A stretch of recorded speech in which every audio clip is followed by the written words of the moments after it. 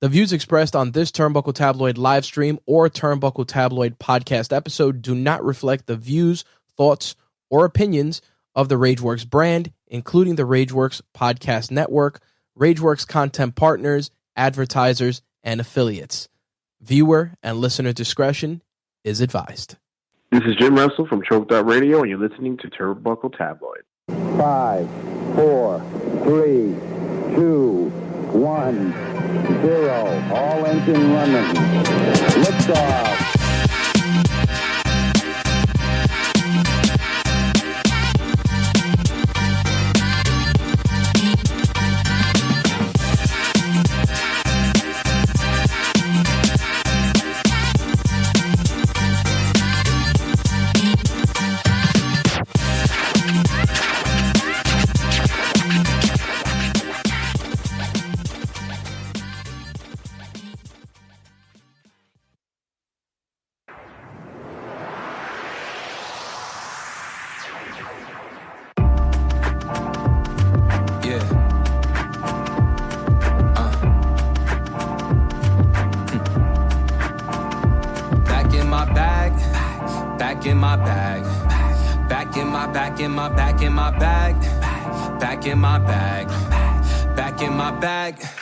Back in this bitch just like Christ, how I rose up. These niggas must seen a ghost, how they froze up. First time OT wondering how they know us. Vibing with bad bitches, beaches, they toes up. Ride with my day ones, ain't no time to hold up. I hit up books, hit up May, get the roll up. Flossy, be bossy, this lifestyle it chose us. These niggas bitch made they suspect like gold dust. Embrace the journey, keep running like Bernie. We fly with the birdies, no gurneys, won't nothing hold us down. Speak with my actions, you ain't fucking with no clown. Miming on timing, nigga, don't make a sound. Prompt to your circumstance, cap to your gown. Permanent frowns when you come from my town. Permanent penalty shots, living foul. Amazing, I choke through the pain, so I smile. Consistently kill them with grace, so I bow. Sound of my voice keep these women aroused. Know she fucked up, now she texts how art thou. But once we go south, she can only go down. No making up that moolah, I ain't making up. Budget in my love, just like my time, I cannot waste it up. Talking about that heat, feel like I'm Onyx, how I raise it up. Hope y'all get the picture clear with words the way I paint it up.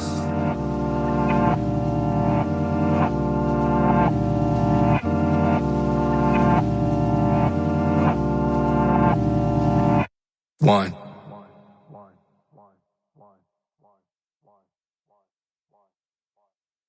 All right, what's up, everybody? This is a smooth superhero, Mantequilla, and you're listening to the Turnbuckle Tabloid. Good? One more time? Nah, we good. Okay. It's Wrestling Rundown with Jay Santy.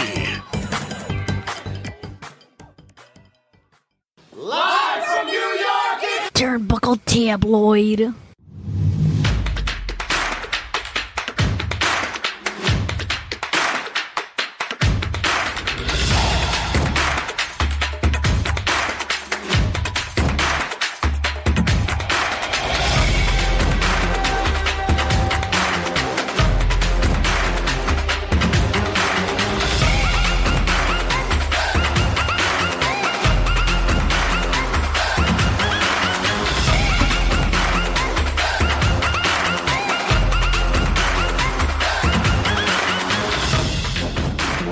To my fair listeners, we back in the building for Wrestling Rundown.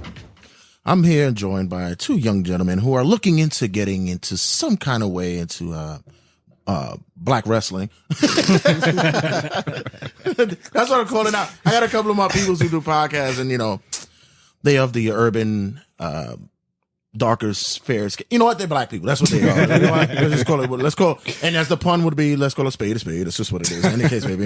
Of course, our boy returns. You know, I'm a resident hip hop entrepreneur, the lyricist himself. Marc Baze is back in the building. What it is? We're joined along the line with Wrestling Reem is in the house. What's good, boy? How you feeling, man? He's new to the Turnbuckle Tabloid scene, guys. This is just old love here. We all sharing it. And I'm over here with my sexy hungover Hot 97 after 12 o'clock voice. This is what I'm going with. Kiss FM. Kiss FM. WBLS. I'm like, Cherry Martinez. Yes. Power After Dark. Power After Dark. Lockdown Love. What was it? BET Midnight Soul. Midnight Soul. Yeah. Midnight Soul. I got that voice going on. So As always, guys, I'm your voice, Wrestling Rundown. I'm the Norm McDonald of this segment, and we're going to be chopping it up with Wrestling's Weekend Update. So before I really go into it, you find chaps are sitting in with us. Baze, Marc's been here for a time. Reem is new to the business. Reem, what got you into wrestling? Oh, wow. My first match was, I want to say 93. It was, I remember I was by my grandfather's house and I remember watching, I think it was a cage match between Shawn Michaels and the British Bulldog. How is it that Shawn always seems to be the one that lures people into wrestling? GOAT. He's the GOAT. Yeah, he seems to be the one that people draw eyes to when it comes to the business. He just had that, that when you saw him, it was like, yo, he's that dude. And then, from there, I kind of was like, yo, what is this? What is this? My uncle was really watching it more so than my grandfather. So I would always like, oh, this is cool. This is cool. But Shawn Michaels was the guy.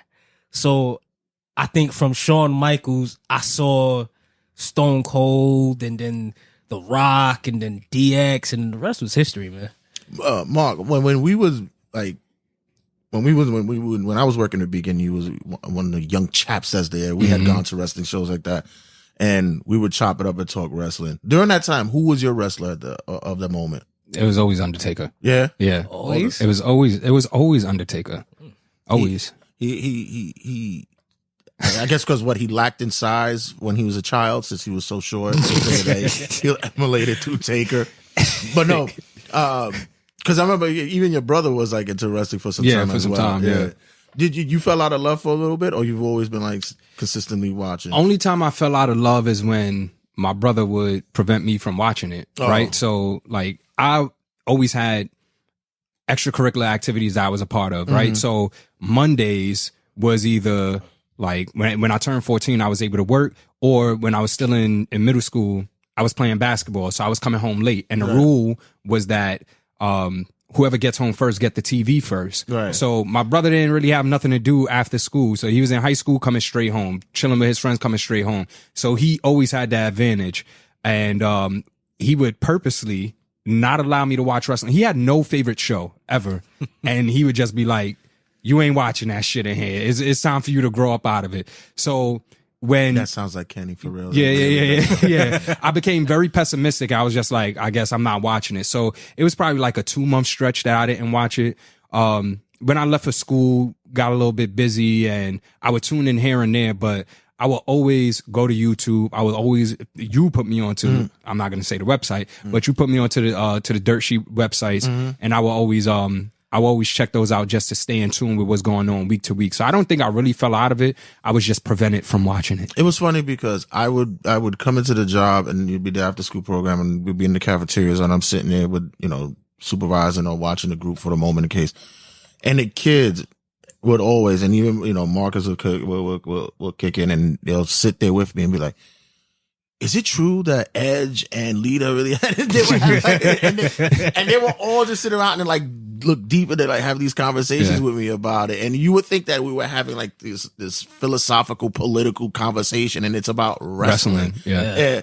Reem, are you just watching WWE, or are you watching other promotions right now? I'm a loyalist. The most you'll get me watching is a WCW clip or a TNA, whatever. Because I was a huge Kurt Angle fan. I actually got into TNA because when Kurt Angle left, I was randomly flipping. I think it was Spike when I saw him. Right. Just randomly see him, and I'm like, is that Kurt Angle? Perk Angle. Yeah.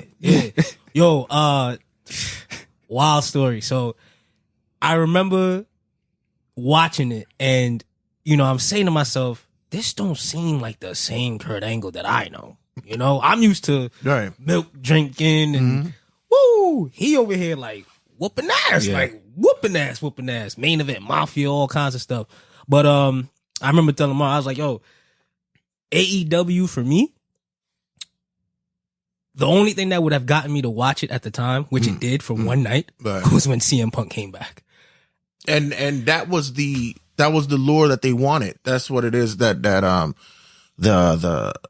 the higher ups at AEW wanted, and they had it. They had the moment. They were riding the tide, and yeah, we saw how 2023 happened. You saw how that folded. Mark, what was your thoughts about him coming back to WWE? First thing I was thinking was, what is Red saying? And then, it was like, I wasn't shocked. Like, I was in the middle of, having a little spat with a lady friend. And like, that'll always throw it off. I couldn't address it. Mind you, I caught the pay-per-view very late in the main event. So I just got in the crib and, it was a little bit of tension there. I just left the argument alone, set the phone up. I was watching it from the phone and I had it connected to the Bose speaker. So, the sound was good, but the screen was small. And the main event is going on. I'm like, oh, sweat. Randy Orton just came down. Main event finish. I'm like, they're not going to do that. They zooming out. The trademark sticker hits. The trademark sticker hits. That zoom out is going to be one of the most legendary visuals for wrestling fans. When I heard that music, I was like, nah. I still couldn't believe it, even though I heard the music. When you hear the music, you know it's there. Yeah. They're not going to cue some music just to play with you. But I'm like, no way this dude is walking out. And then when he walked out, he looked like more of a star than when he came back to AEW. I was like, this is where this guy belongs. Like, I don't think he belongs anywhere. He looked like he fit. It looked like, I don't know. It was one of the greatest moments ever. I spoke about it on the show numerous times. And as before the mics went on, we spoke. And I'm a Mark Punk for like years. CM Punk. I've been a Mark for him for years. When he was in Ring of Honor, actually, when I would be able to catch clips of him on like the YouTubes and stuff like that, because of course, you couldn't fucking get Ring of Honor here in New York City. You had to go through like different channels of aluminum foil to fucking get reception up in Binghamton, fucking New York and shit. But when you get when he finally came to WWE, I rode that wave around. It was so much so that anytime I would post on Facebook, whenever he was on TV, I would always post on Facebook, shh, CM Punk is on. Every time he went on. So everybody's like, what the fuck is with this CM Punk thing? And then I got people who started going back into wrestling because of him. When he left, I was like a scorned lover. Like, I was you like, were bitter as fuck. Yeah, shit. Like, how motherfuckers sit there and they burn their favorite players' jerseys because they left to another team. I was like on the verge to doing that shit. Like I was there, but I understood where he was coming from. Like I got it. Like I understood that he was upset. When he showed up in AEW, I was like, okay, if this is what I gotta get, this is what I gotta get. I'll deal with it in AEW. It's fine. At least he's back. When I started hearing all the shit that was going on back, and I was like, he's going back. He's going back. So I was having a conversation with Matt. Shout out to Matt. About the possibility of him, and it was that Friday, the day before Survivor Series. I was at the bar, and he was about to leave to Florida, and Matt turns to me. He goes, "You think Punk is coming back?" And I'm like, "Well, it could be 50-50. I don't know." He says, "Are you just saying that because if he doesn't show up, you'll feel better about yourself?" I'm like, yes, I am. Yes, but when he showed up, and that shit hit. I was sitting at my aunt's house. My boy was on one side, Sully's on the other side of me. And when the music hit, Sully and I just looked at each other, and she says, "No way!" And I think I squealed like a girl. I was like, I lost. Sully's his daughter. Yeah. Okay. So there was this guy at my aunt's house, and let's just say he was a bit of the flamboyant side, a little bit of flamboyant. And he's a wrestling fan as well. It so happened. He goes, "Randy's my man." I was like, "Well, you can have him, boo." So when Punk came on, I just turned out. I said, "That's my man. That's my man." So yeah. But thank you guys for checking in. We're gonna sit in. We're gonna talk some wrestling news. Y'all ready? For sure. All right. So kicking it off for wrestling right now this week, we have since you're not since you're a loyalist, I'll see what Mark thinks about this. Deonna Purrazzo, the former Impact Women's Champ, showed up at AEW this past week. There was rumors circulating that she was leaving Impact. Her contract was expired, and now she's popping up now she's in AEW. Does that enhance the women's division over there? I would say yes and no, because while I'm not really familiar with her, as her contract was ending, I heard her name and people, they were buying in. So I'm like, okay, maybe this person is significant.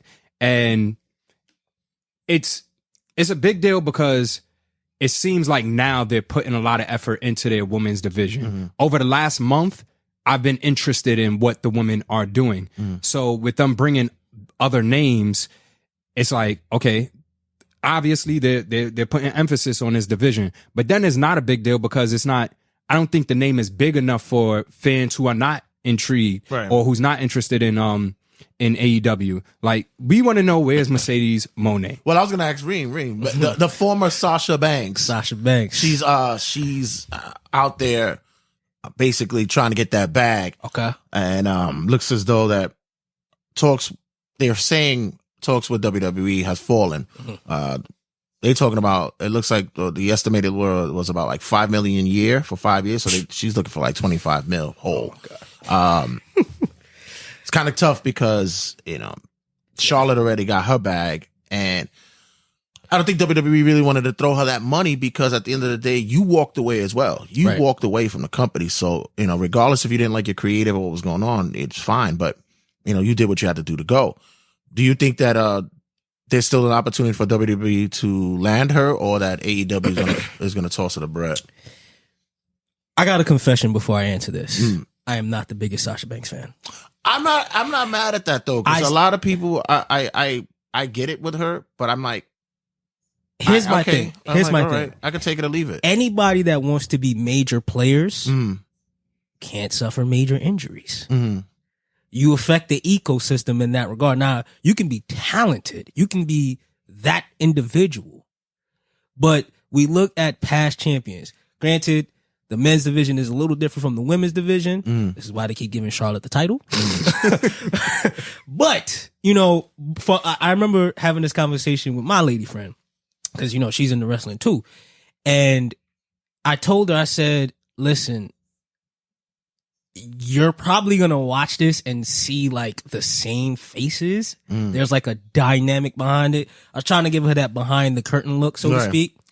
And after a while, she started realizing like, hey, look, they have a certain niche. They have a certain trust factor. Now with Sasha Banks, my thing is she views herself as Roman Reigns of the women's division. Yeah, pretty much. Yeah. That's cap, bro. Yeah, we got Bianca Belair that just came in. As much as I don't like Charlotte Flair, you can't deny greatness. I think Bayley's a better technical wrestler than Sasha Banks. Yeah. Becky Lynch has elevated more than Sasha Banks. Sasha Banks has done good for her to the point where she can get a name, but I think it's absolutely absurd to give her $25 million a year. Yeah. On top of where the current status of the division is. You would have to put her on a platform where she's consistently wrestling, where she shows that she's kind of fragile in that aspect. And you would have to give her a storyline that keeps her entertained. She was the tag team's women's champion when she left. Right. I was thinking like if they would, if they're pulling the rules like they did with the CM Punk thing, that if she does show up back in WWE, Royal Rumble, possibly, that it's going to be under the guise of doing the whole 4 horsewoman thing, where they had Bayley, Becky Lynch, Charlotte, and Sasha together. That they'll do that and go up against Damage Control, because they're going to get rid of they're going to end up get rid of Bayley anyway. Right. So I'm thinking that it will do under that, possibly. But I also said at the same time, it's like, I don't really think she's needed. WWE's already on the verge of bringing in new talent. There's Camille that's coming in from NWA. She's actually really good. She held their women's title for like 800. Nikita Lyon is back. Nikita Lyons is back. Jade is still in the fold. Jade is there. Yeah. They're looking for this Japanese star. She's not Japanese, but she wrestles for Stardom. She's their champ out there. Julia, she's big out there. That's on their radar as well. So right now, I don't think she's really needed in WWE. I want her to go see if the grass is greener elsewhere, because it could be something that she realizes like, yeah, maybe I could stick to Disney movies or just go back to WWE with the lower money. So when it comes to Sasha Banks, if she returns, is she returning as Sasha Banks or Mercedes Moné? Well, that's a good question because I thought the same thing because of the trademarks. Yeah. I said the same thing. I thought that she probably would have had the gall to go into that office to say, hey, when I come back, I want to come back as Mercedes Moné anyway. Yeah. No, we're not going to do She didn't that. even get a chance to build Mercedes Moné. Right. So I'm with you. She needs to go away because you already did the name change. So I say build that, develop that character because I like Sasha Banks, but like y'all are saying, she's kind of stale. Like, you know, for a black girl, she has no charisma. Like, you know, there's Naomi and Bianca and Belair. even though I hate the glow, at least it's something that's culturally relevant. Well, you know what I'm saying? Well, she's another one that's probably on her way back as well. To her contract. I agree. She's coming back to TNA the is up. So it looks like that's happening. Yeah. So I don't know. Nick Nemeth, formerly known as Dolph Ziggler, popped up in New Japan this past week at Wrestle Kingdom. That was a shock. He and his brother Ryan Nemeth made a visit over there to Japan and got into an altercation with their new I believe it's their new Intercontinental champ or heavyweight. They got so many fucking. I thought AEW was bad. They got so many belts over there. They have a world heavyweight title and then they have a world title. I'm like, well, it's the same shit as a universal title and the fucking world heavyweight titles. Who the fuck knows these days? So we can get into that. Yeah, please. And everybody talks about the whole Roman Reigns breaking Hogan's streak, and I'm like, it's not the same belt. Doesn't really make any sense anyway. But back to Ziggler, Nick Nemeth making an appearance out in New Japan. My question is to you guys: with the recent free agents now available to hit the market, when we saw them released in September, now December was an open date. Mark, what wrestler do you think is going to have a good 2024 after being released with WWE? I think Riddle is going to have a good 2024. I think he just competed last night in MLW against Jacob Fatu. I believe Nick Nemeth will have a decent year, but I'm like, does the whole wrestling community see the former Dolph Ziggler with a ceiling? Because, or is this something that he wanted to do? Because there's news that he may be teaming with his brother, right, and not a single star. I thought that him going solo, this would be an opportunity for him to, you know, do what Drew McIntyre did when he got let go. Right. And I always want to see these people come back with the respect that they deserve, with the pop that they deserve. Like when Ziggler was hot, I remember you being high on Ziggler. I remember being high on Ziggler when he cashed in. It was like, that was that is the greatest cash in ever. And because of the injury, they just capped his ceiling. Yeah. So it's like, does the whole wrestling industry see him as that, or is he going to be a major player? With him going into the tag team division, I think it'll be cool for the tag team division, but I done seen you as a single star for so long. Yeah. I want to see you have your glory. Yeah. Here's my thing with Dolph Ziggler, right? Nick Nemeth. Now, I know him as Dolph Ziggler, you know, loyalist. But when he first popped on the scene, you know, he was with the Spirit Squad. And you know, yeah, Spirit Squad I actually like. I think it was a pretty dope faction. But when he came out, he had the look. Like if you had to build a wrestler at that time, he would look similar to Dolph, right? You had the momentum. It was a concussion. It wasn't even a real injury. It was, I think he called it a concussion. Yeah, yeah. So that already told me like they wasn't really too high on him, but the crowd was the crowd. Here's my thing with Dolph Ziggler. Me being the Shawn Michaels fan, it was hard to get into him. You thought that he stole a lot of elements of Shawn? Of course. Well, you had the hair. Yeah. You had the gyration. You had like, and it was how he spoke. You know how Shawn had that raspy. He's who Shawn Michaels would be if he didn't have the rasp. Yeah, and I felt there was like, a lot of comparisons. I'm gonna say this. This might be an internet theory. I feel like there was a consensus. I mean, like a real effort being made to keep Dolph Ziggler down to protect the legacy of Shawn Michaels. That's That's interesting thought to have. There was also he also drew a lot of comparisons to Mr. Perfect as well, because the way that he sold and his ring work. He was actually a really solid technique and So protective wrestler. I got a question for both of you guys. Do you view Nick Nemeth?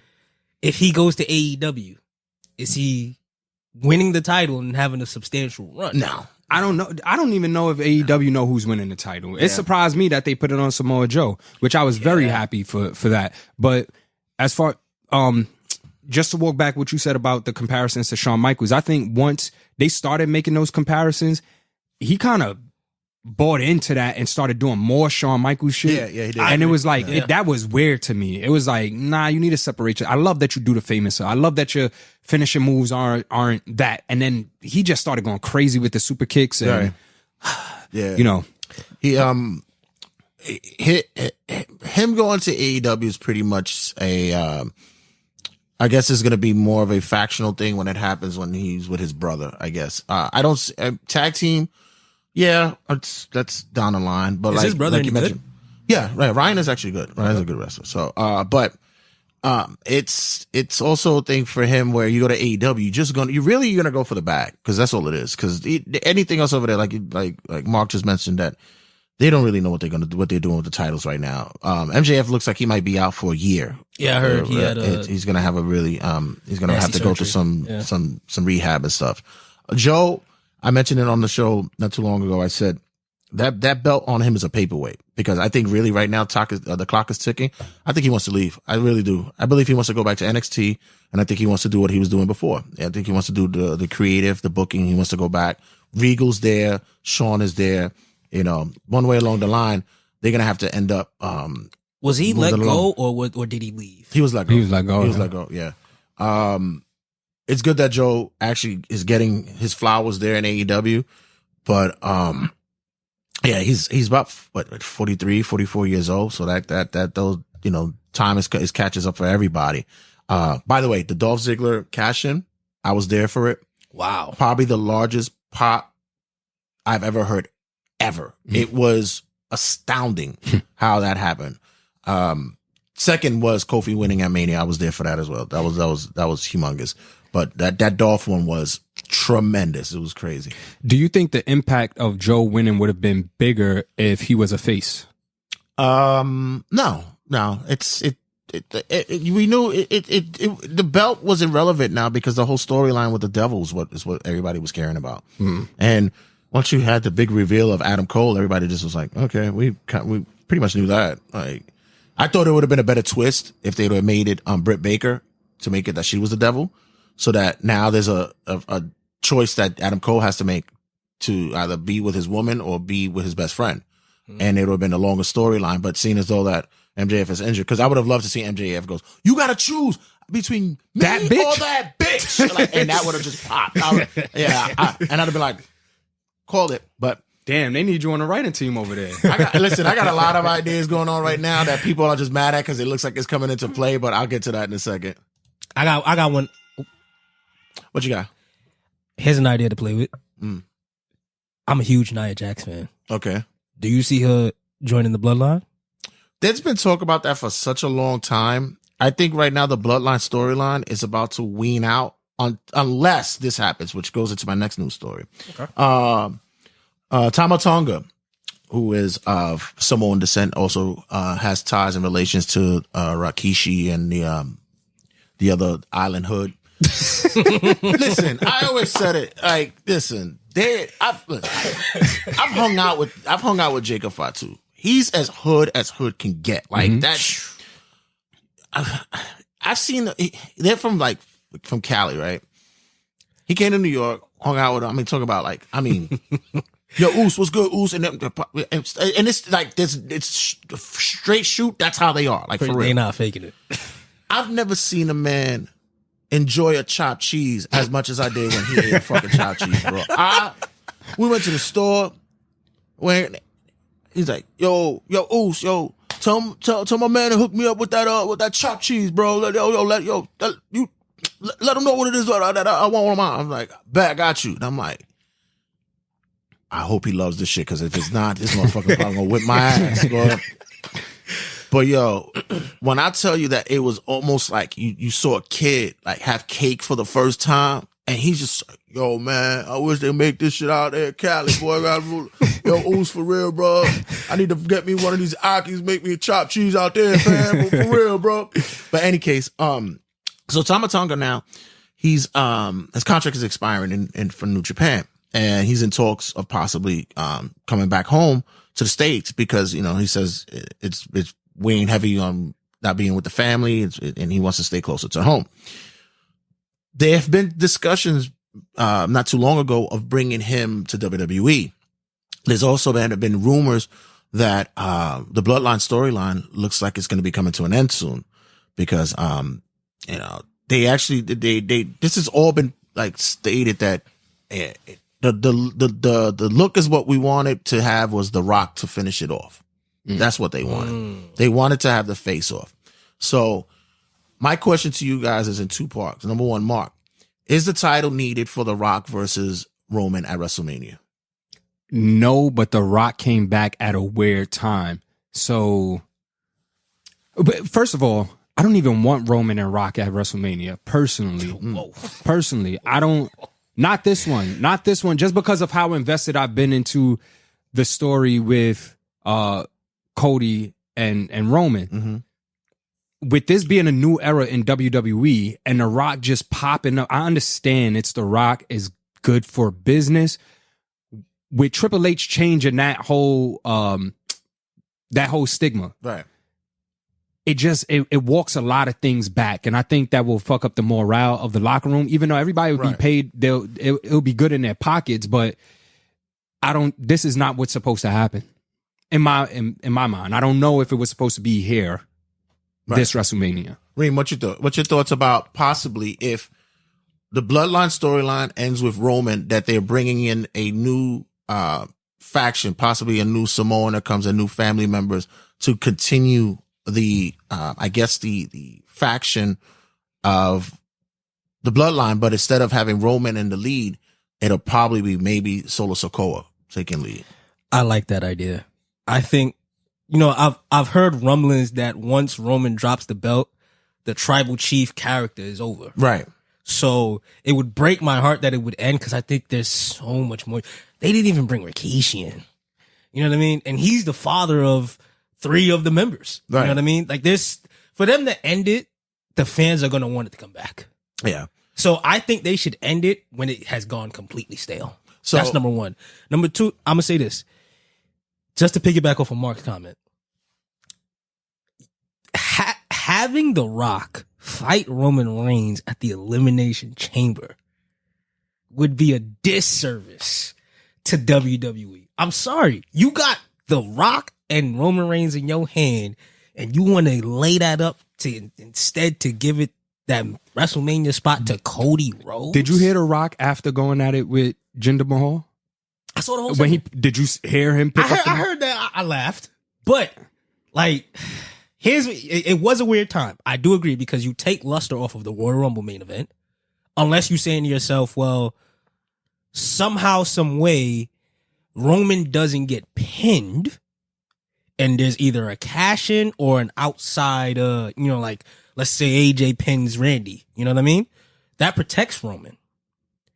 If you do that, you allow Cody's story to continue, because he just needs to win the title. It doesn't have to be he has to beat Roman. He just needs to beat that. And then the money grab is Hollywood. You got Rock, Roman, biggest. That's WrestleMania, man. But then it makes it less significant, right? It makes the title win less significant because Roman is the guy that you have to beat. And if nobody is able to beat him, then, you know, the reign kind of seems fake. Yes, it seems fake, but it's not realistic that Cody is actually the champion. It's like we just put the belt on him because we want to make him happy. So here's a hot take that I have that I've been sharing with people, and they give me a look like, God, if that fucking happens, I'm going to be so pissed. So first of all, off the top, my prediction is Roman fights 2 nights of Mania. He fights both nights. Okay. He fights the first night against the winner of not the Royal Rumble. The winner of the Royal Rumble will be a Raw superstar. They're going to be going up against, which will lead to something else. Roman will be winning against. Will be wrestling someone who wins the Elimination Chamber. That's what's going to be the title. They're going to put the number one contender in the Elimination Chamber. That'll be Cody. Cody wins that, and he'll challenge Roman on night one. Something happens on night one in which The Rock is there or intervenes or he's a referee, something of that magnitude. Night two, Roman comes out pissed off. He lost his title. He lost his reigns. He lost, his he feels as though that he was screwed. Rock comes out. That's when they have their fight. That's their main event there. So is this fight that Roman loses on night one? He loses his belt against Cody on night one. Is this a main event? Okay. So now everybody's talking about the possibility of the main event because they also want to see CM Punk in it as well. Exactly. Now, people are believing that Punk is going to win the Royal Rumble. That's up in the air for me. What I think is going to happen with that is that Seth loses the belt beforehand. He loses the title beforehand. As a matter of fact, I'm still under the belief that Seth loses, and as soon as he loses, or if he wins, Damian finally cashes in and he gets the title. It's going to be because Seth and Punk either does something because he already gave him a warning. He told him already. He says, "I'm gonna give you one chance to say what you say. Then after that, all gloves are off." Seth is gonna do something, piss CM Punk off. Something happens that leads up to their WrestleMania match on night one of Mania, with or without the title. Without the title, it's not needed. No titles are needed. They're gonna give the opportunity. Damian earned his right to have his championship run and to have a match. He won't have a main event for the title match. Punk or Cody will close out night one. That'll be the first thing. So that's to play with. As for who wins the Rumble, that'll be interesting. I'm interested in that. I know Cody will be I would say he's in the final four and he gets dumped, and that's why he won't win it. He's not going to win it 2 years in a row. This is the most unpredictable Royal Rumble in about 20 years. I fucking love it. I love that too. I love it. I don't think it's as predictable. I think no, it's unpredictable. I mean, unpredictable. I think it is predictable. It's gonna. I think the final two are gonna be Cody and Punk. They've been teasing like, "Hey, I gotta go through you." So one of them is gonna eliminate the other. That's what I think. You mentioned I gotta go back to that WrestleMania.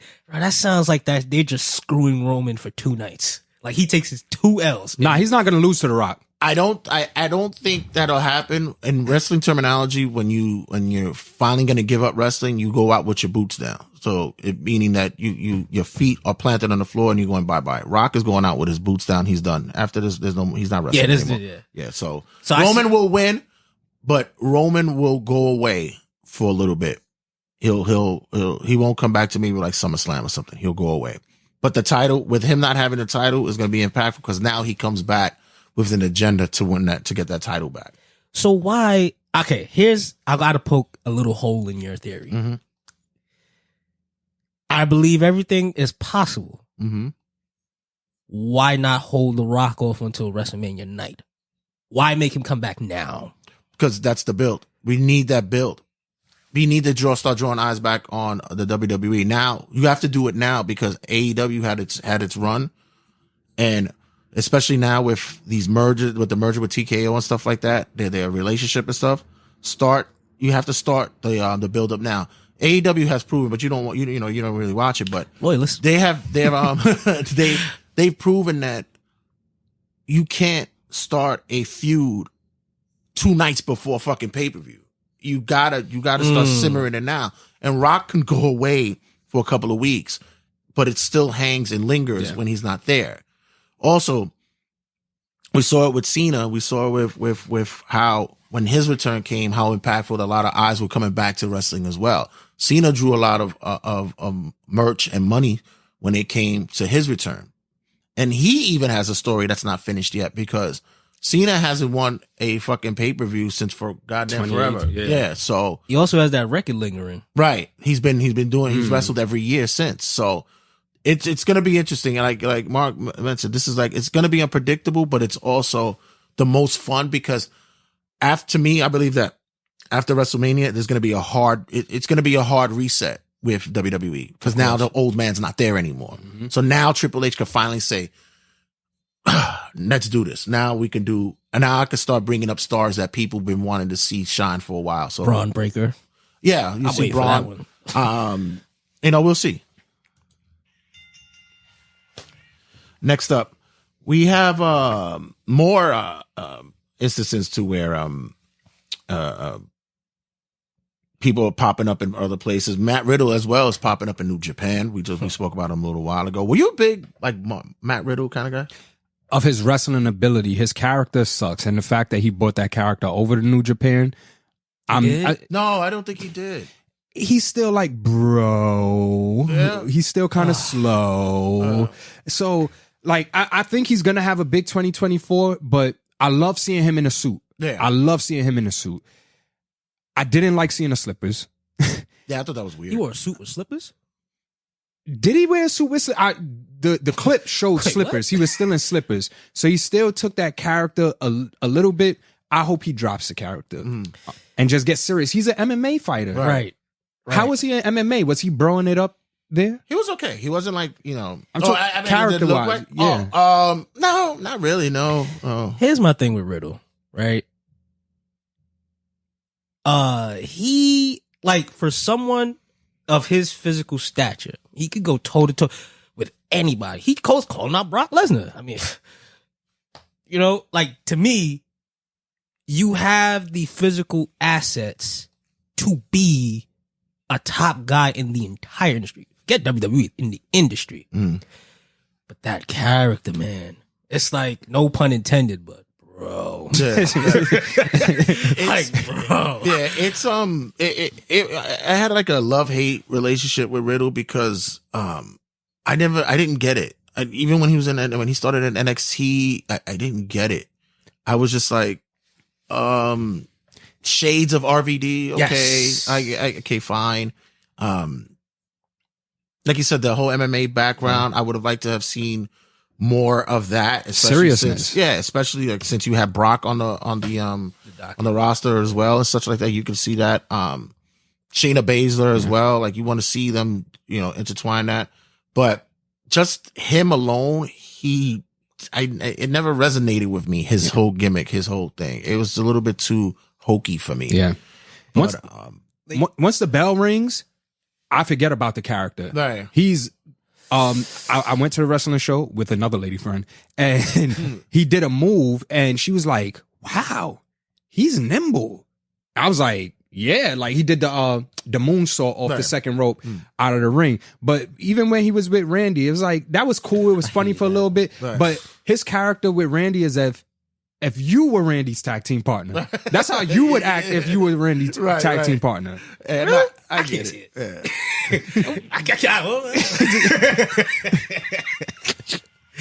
Speaking of continuing to move on with when it comes to the market, this is what I'm saying. Like this year is going to be interesting when it comes to the free agency market. I kind of wish that wrestling was like real sports where you could trade and do shit like that. You could get you could trade wrestlers or like have companies trading. Something of that magnitude. Yeah, it's not happening.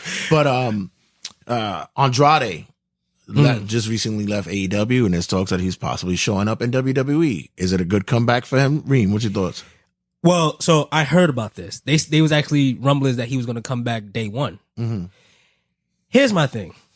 On a personal level, I love it because Charlotte's there, and she's always talked about like doing something on TV with him. Right.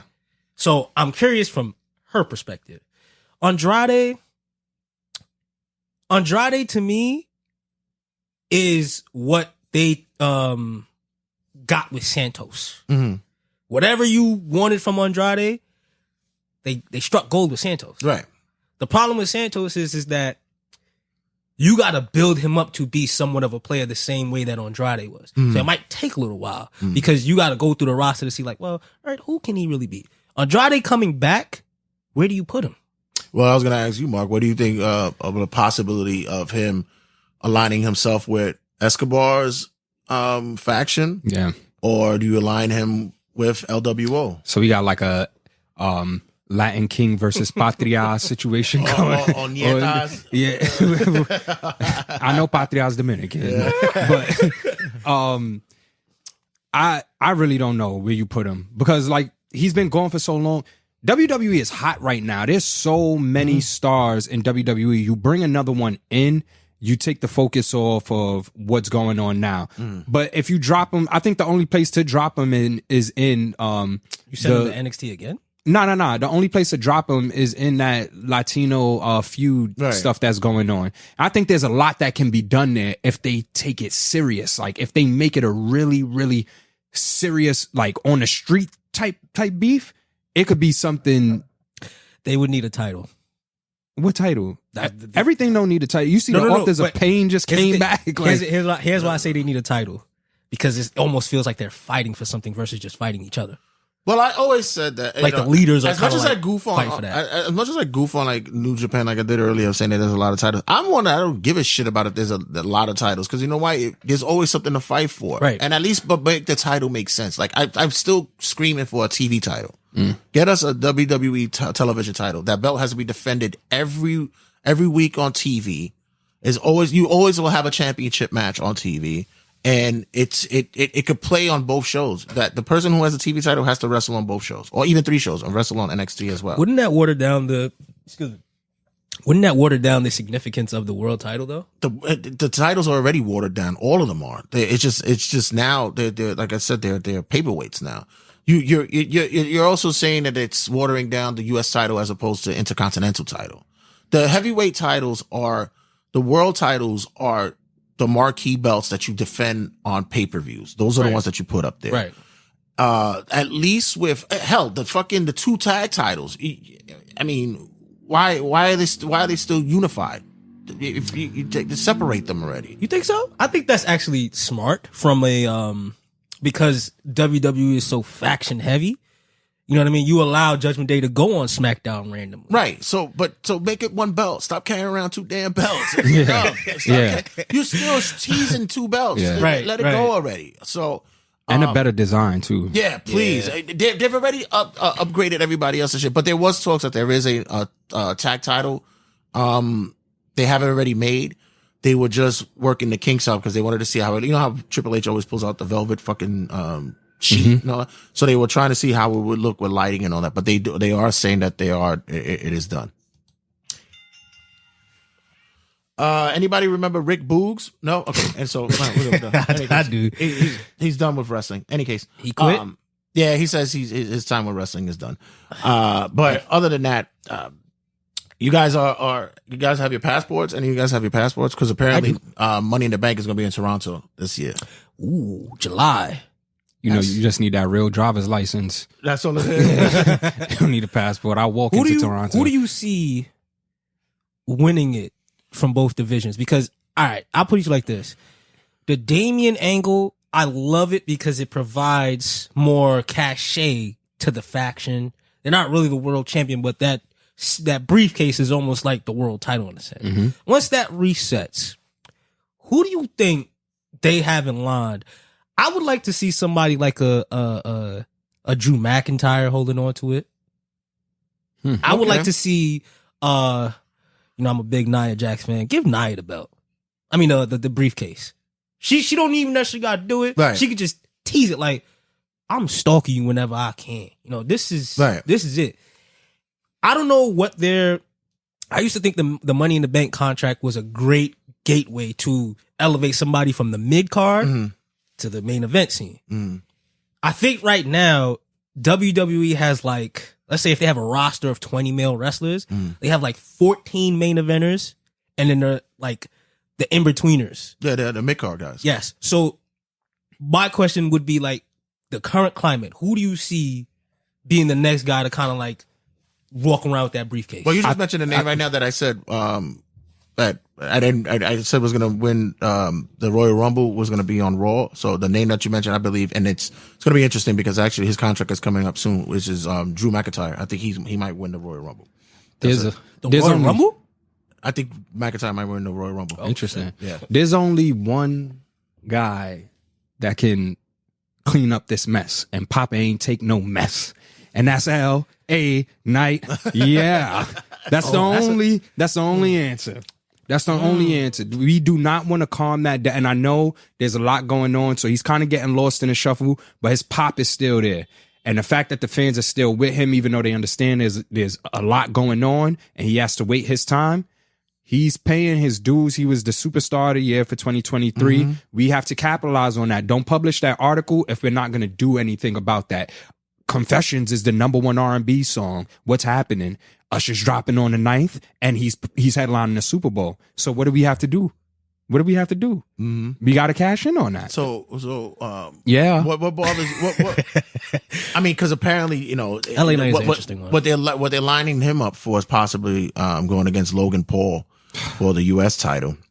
Ooh, okay. And that could be that could occur there. Which, by the way, are you pleased that LA Knight goes running into the ring with Tim's on? Like, I love that, man. Is it Tim's? I love that. Those are like Carhartt construction boots. Like, no, those are Tim's. Those are Tim's. I want to make sure. Those are Butters. Those are Tim's. Those are the Butters. And he goes in the ring. You could tell by the run. Anytime he slides into the ring with them, go, don't scratch them boys. Don't scratch them boys. Don't scratch them boys. Do you see LA Knight cashing in on a Cody Rhodes though, or like a CM Punk type of guy? I would.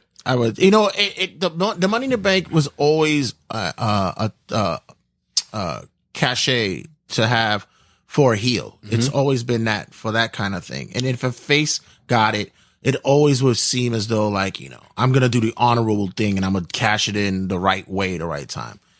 I think if Knight would win it, it doesn't hurt him either way. Mm-hmm. So it would be a good look.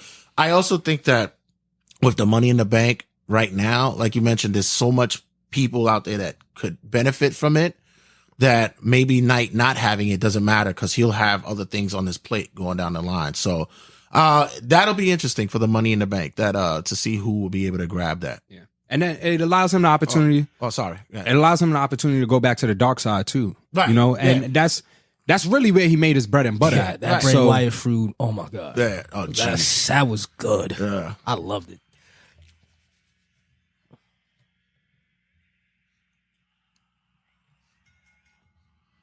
Main event, guys. So to close out this week's segment of Wrestling Rundown, there's talks of Bryan Danielson saying, okay, this looks like I'm going to be having my last run. And apparently his last run, talking about semi-retirement or retirement, but apparently what he wants to do is 5 or 10 matches a year. It's not retirement, bro. It's just not. It's just, I don't want to work. Just let me just chill. You're a part-timer. Bryan Danielson. Mm-hmm. Is he the greatest wrestler out right now, Mark?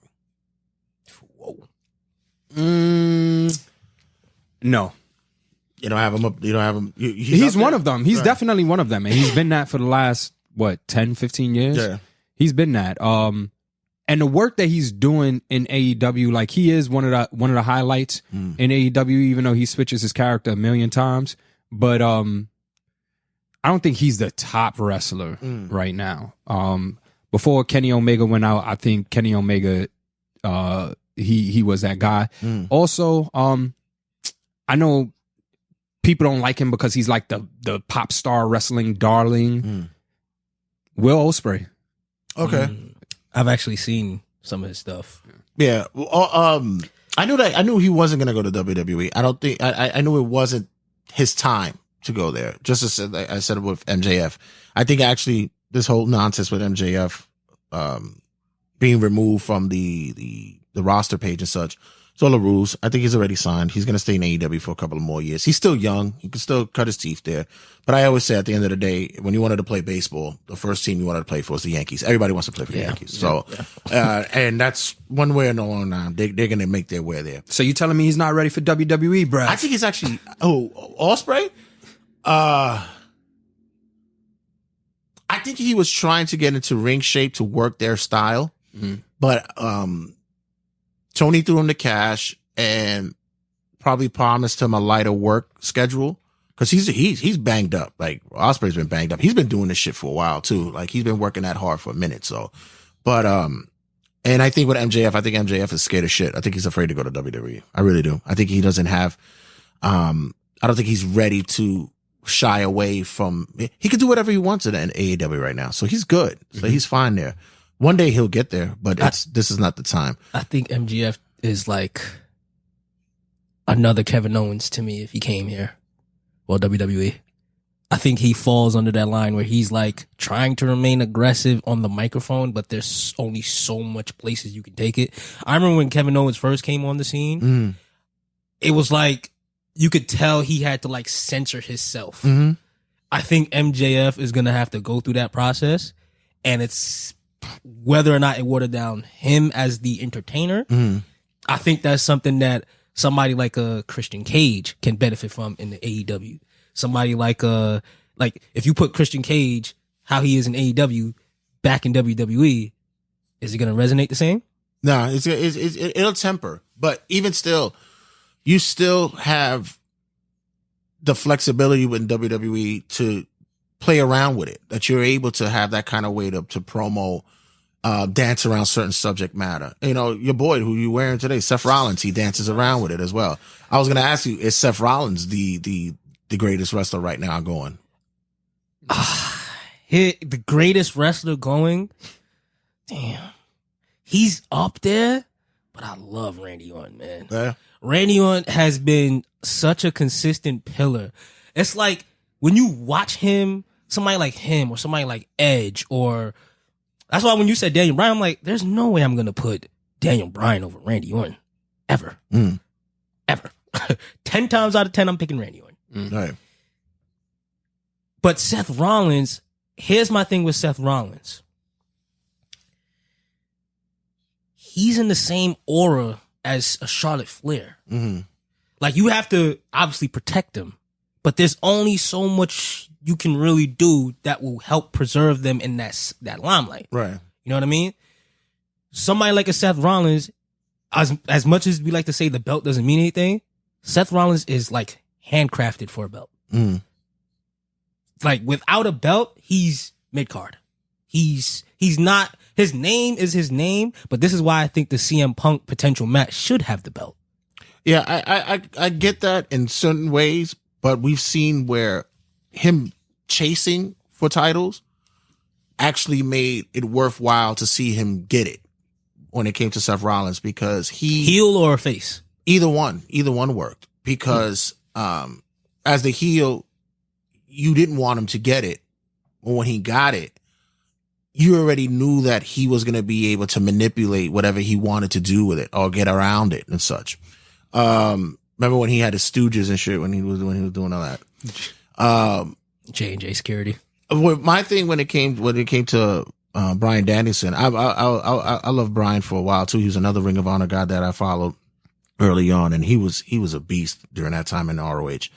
When he came to WWE, I found that it was going to be interesting because early on they didn't let him speak, and that was kind of awkward. And when you finally let the guy talk, you realize that he can hold an audience. Right. The Yes movement was probably one of the biggest thing they had going in the past 10 years. Like, that was crazy what happened when he wasn't getting shot and he finally got it.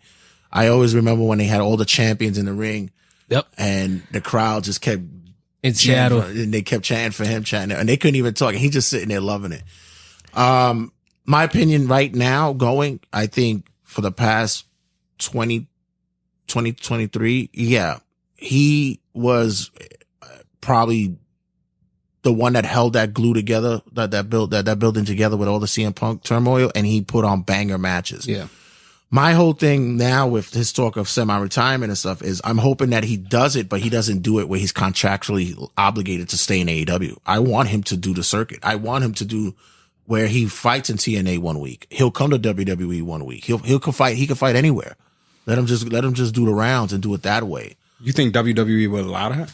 Royal Rumble. Possibly. There's possibilities that he can do that. There, like I said, right now, nobody thought Punk was gonna come back, bro. And look what they did. He popped up, and with all the heat that was going on years past with him and Vince and Triple H's Hutch, when that music hit, you now knew that there was possibilities that could occur in WWE. Things could fucking happen. So you never know.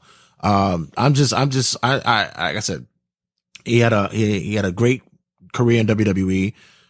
He flourished in AEW, and he's it's time. He's seen that time go, but even still, I would like to see him do it in other places. But other than that, you guys, thank you for your time, bro. You guys were awesome in this segment, bro. Man. This is dope, man. We breeze. It was an hour in. We just didn't feel like it. Yeah, right? Yeah, it really did. Mark B, let everybody know where they can find you and what you're doing these days. Follow me on IG. That's MARC_BAZE. We got the catalog clash coming up. The catalog clash is for the music lovers. It is in the form of a versus with some added elements. We're doing it at the venue Secret Pour on February 3rd. And it's the Kings of R&B edition / Valentine's Day edition. So we have Usher versus Chris Brown. Myself, I'll be curating a playlist for Usher. My collective member from the Will Collective, Zell, will be curating for Chris Brown. It's going to be a vibe, a great night for R&B. Nice. Rasslin Reem, what they got you, where they can find you at? Well, y'all can find me at that event because I will be hosting that night. Y'all can find me on all social media platforms. Reem does it all.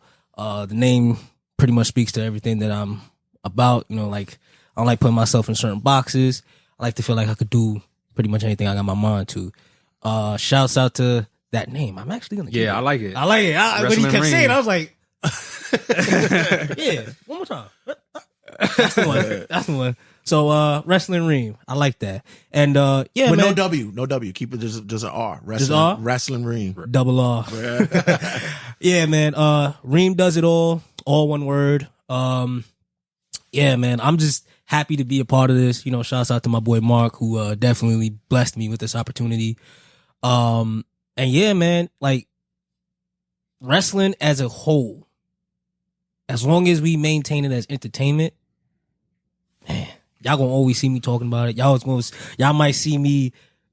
Hopefully, I get a viral moment like you did. Listen, we're gonna start opening your eyes soon, Mr. Loyalist. We're gonna start bringing you to some indie shows soon. We got some shows coming up, man. I'm with it. As always, thanks you guys for checking in, and of course, Marc Baze is always on the playlist here on Turnbuckle Tabloid. We always play his music on this side here, guys. When we come back, I have a conversation with my boy Jim Fixx from, quite frankly, a Howard Stern podcast. He checks in with me this week. I also partake in that podcast as well. He checks in with me this week. He wanted to do a review of The Iron Claw that was released a couple of weeks ago in theaters. We gave our reviews, our thoughts of the movie, and yeah, stick around, guys. Don't go anywhere. We've got much to talk about. Check you guys in a sec. This is your girl's favorite referee, Angel Cruz. And when I'm listening to my podcast, I need a podcast that's going to call it just like I call my matches. Right down the middle, take no sides. That's why I like to listen to Turnbuckle Tabloid with Jay Santee. My friends, it's that time again. Your favorite segment and mine. The one in which we cover the heelish tactics of individuals inside and outside the ring. This week, we give you another segment of Heel of the Week. Coming in at number 3, Mrs. Jackson. Matt Jackson's wife.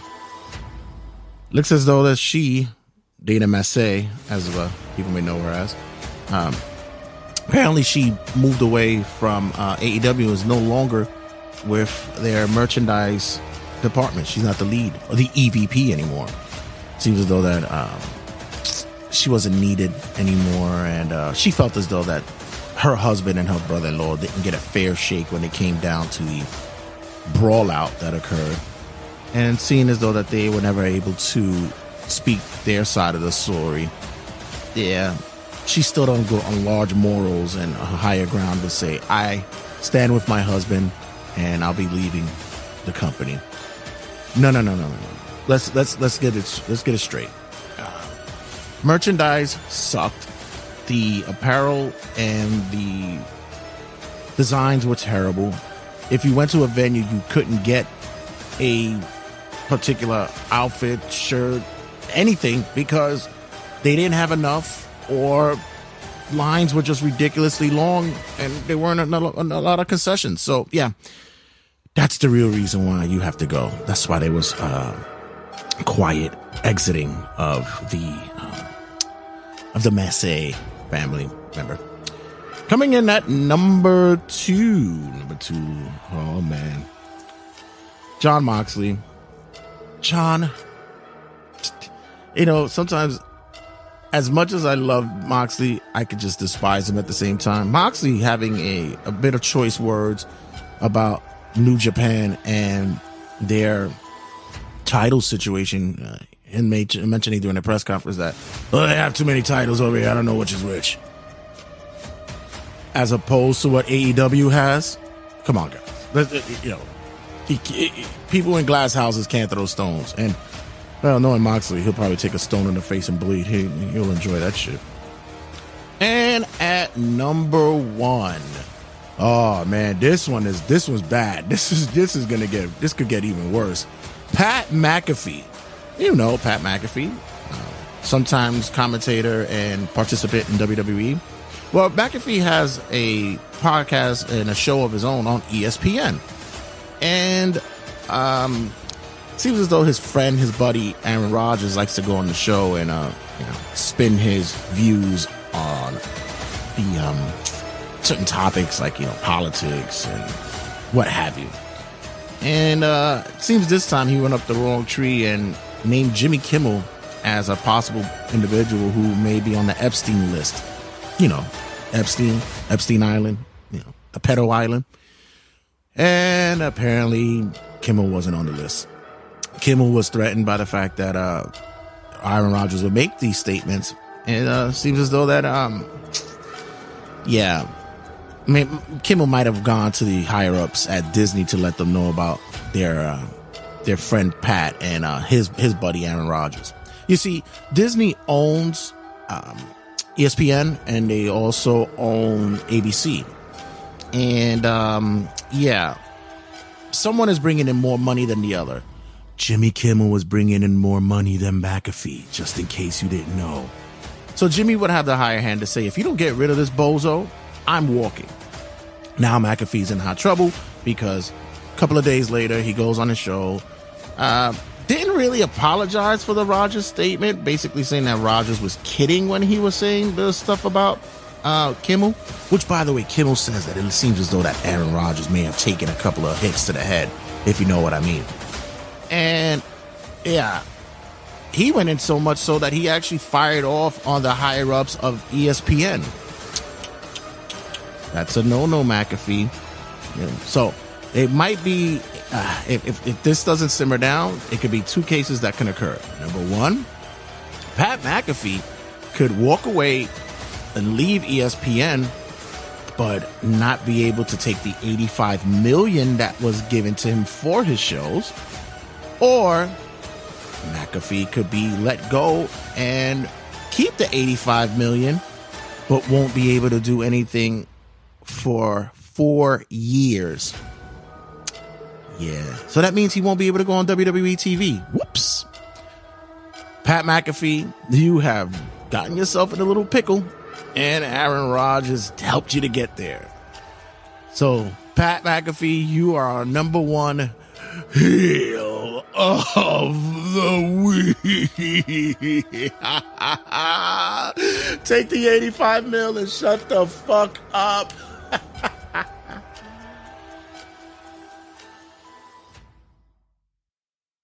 Time. Hey, this is Robert Cornell, and you are watching Turnbuckle Tabloid. One more time and say you're listening to Turnbuckle Tabloid. You are listening to Turnbuckle Tabloid. All the way straight through. This is Robert Cornell, and you're listening to Turnbuckle Tabloid. This is Robert Cornell, and you are listening to Turnbuckle Tabloid. Perfect. You're listening to a podcast where the host may or may not have masturbated to Nyla Rose. You're listening to Turnbuckle Tabloid.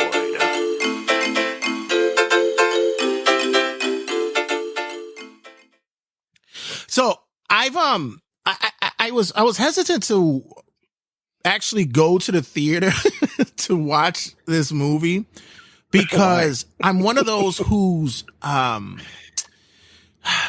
heard the story from countless DVDs, documentaries, interviews, shoots and such. And it wasn't until our boy Fillmore, Jim Fixx from your favorite podcast of mine, quite frankly, Howard Stern podcast, he informed me that he was interested in being a part of doing a review of this. And I said, you know what? For the fan base who may or may not know of the history of the Von Erichs, and also for our boy Fixx, who's wrestling fan of days past. You know, he's not on the current now, but for him to be interested in wanting to watch this movie, I said, you know what? Let's do a review of it. I have to say that you and I have some conversations to have about this film. Besides, how's everything going on your end, sir? Oh, I got Jimmy had complained, but who'd listen? No, I'll tell you what, and also just being into film in general, I was curious to see what kind of job they would do. And the director, Sean Durkin is his name. I first got in touch with him. First of all, hi to all the Turnbuckle Tabloid fans out there. God bless you guys. I saw this film he did with the first time I saw what's her name, Elizabeth Olsen. She did this film called Martha, Marcy, May, Marlene. Well, don't say that 5 times fast. And it was about living life in a cult, basically. And it was an art house film. I didn't know. I wasn't expecting anything. I just thought, oh wow, she's an Olsen twin. Let's see if she can act. And you know, and it was actually quite interesting as a film goes. And then so I said, okay, so they have someone who knows something about filmmaking to do this. Does it have the stamp of Kevin Von Erich's approval? Like, is this an authorized thing? What does he feel about it? And apparently I looked it up. He was okay. He just said the one standing, the kid, Jeremy Lee Allen White, who plays Kerry Von Erich in the film. He said that he was on Jimmy, what's his name? Not one of the late night guys. Kimmel? No, not Kimmel. I made a mistake. The other one that, not one of the Jimmys. Fallon.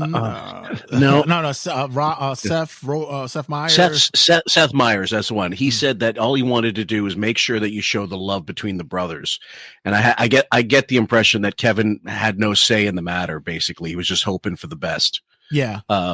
Because you know, a filmmaker's going to cut a certain amount up because it was just too vast. The story was so vast. There's no way you were going to get that told in 2 hours. Yeah. They're first of all, the production company I want to bring up, A24. I don't know if you've heard of him. It's actually an up and coming production company for, I believe, like the past 3-4 years. They've done a lot of independent films, and a lot of their productions have been low key independent, but have gotten a vast audience that they now have become more of a mainstream production film company.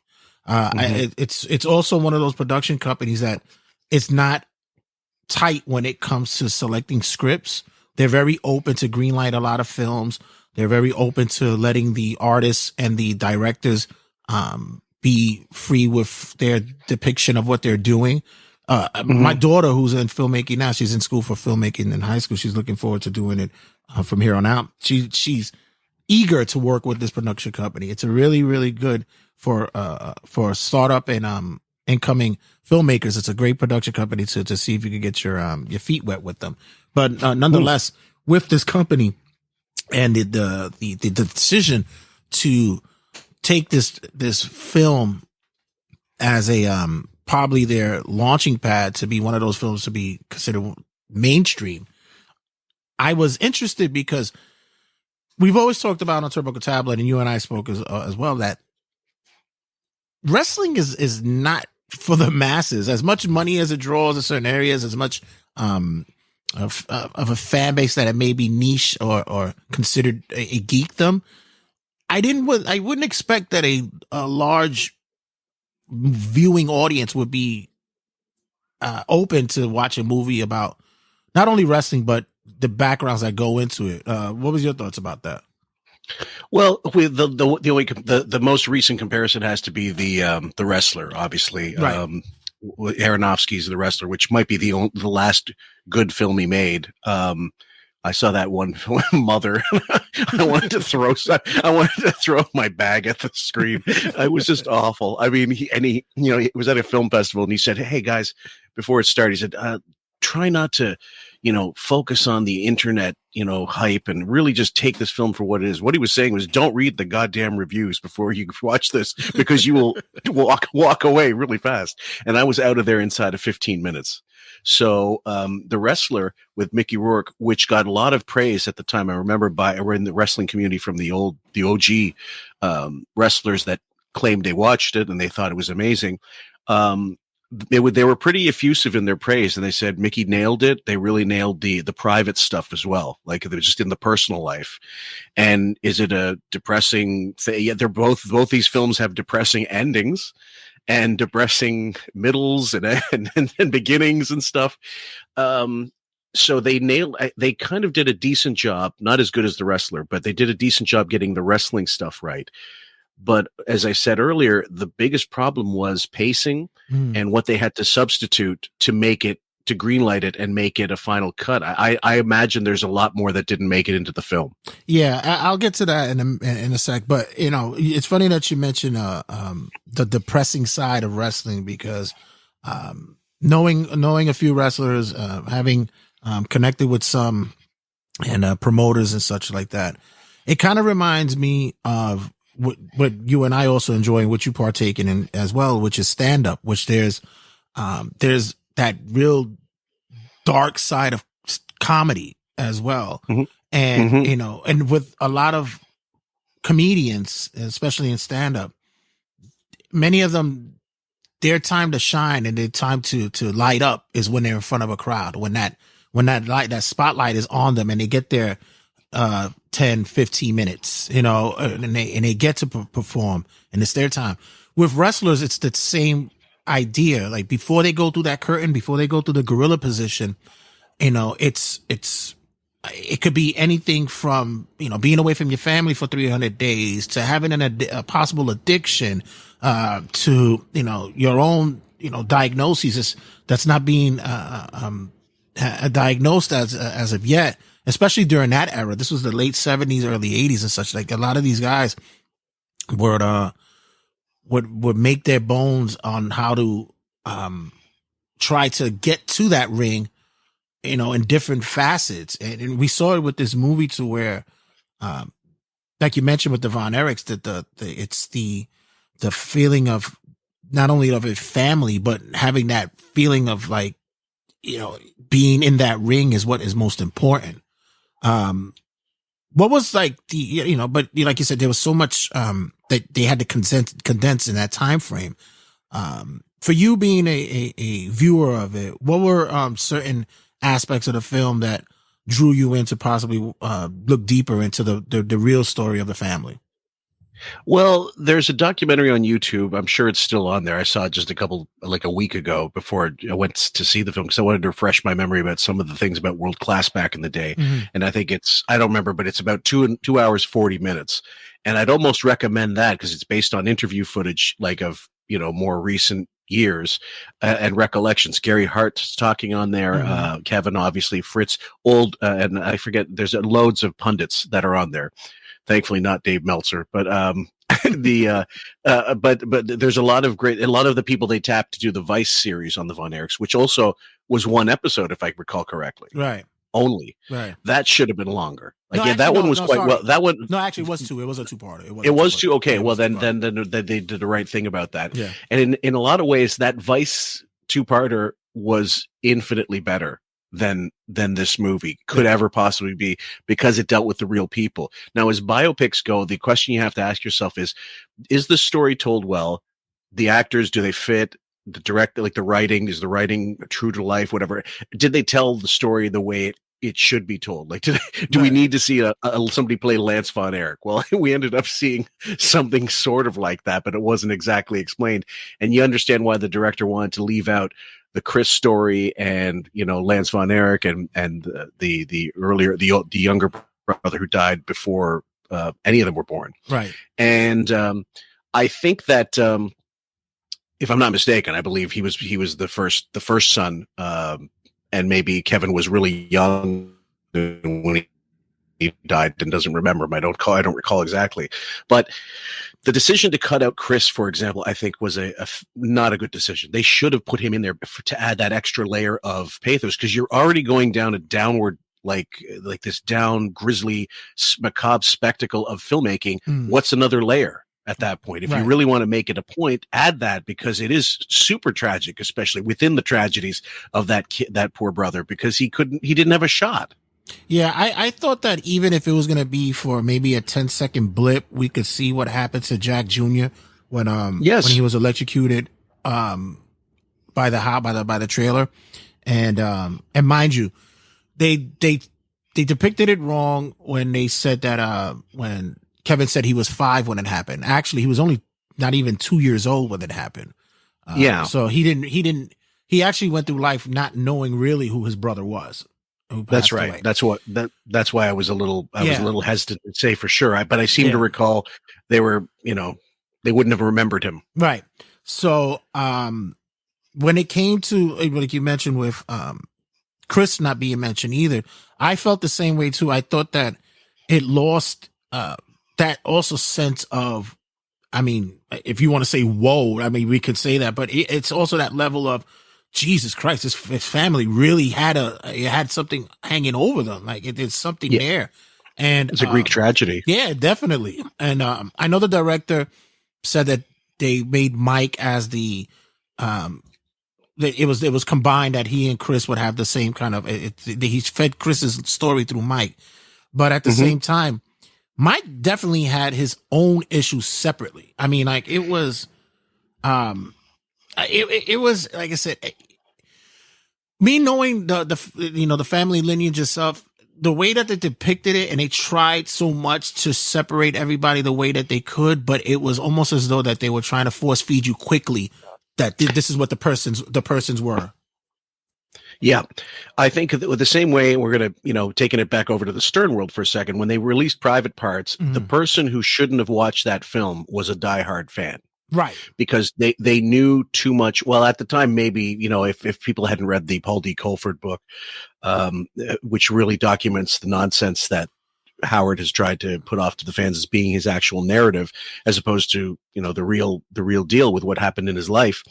And the fact that they bent time and they changed eras to suit their own purposes. Like, you get why a filmmaker would do that, but you don't understand why they'd lie that much to the general public when the real story is actually just as interesting if you want to tell it. They didn't want to tell it.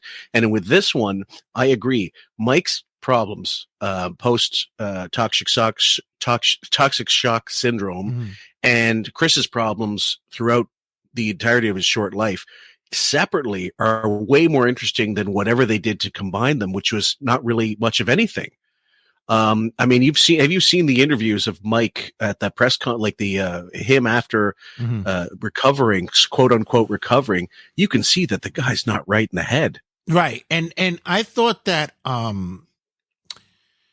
they really posed that early on in the story, which is not, and that's why I think they really wanted to put that Chris element in it, because they kind of made it seem like Mike was on the spectrum or something. Yeah.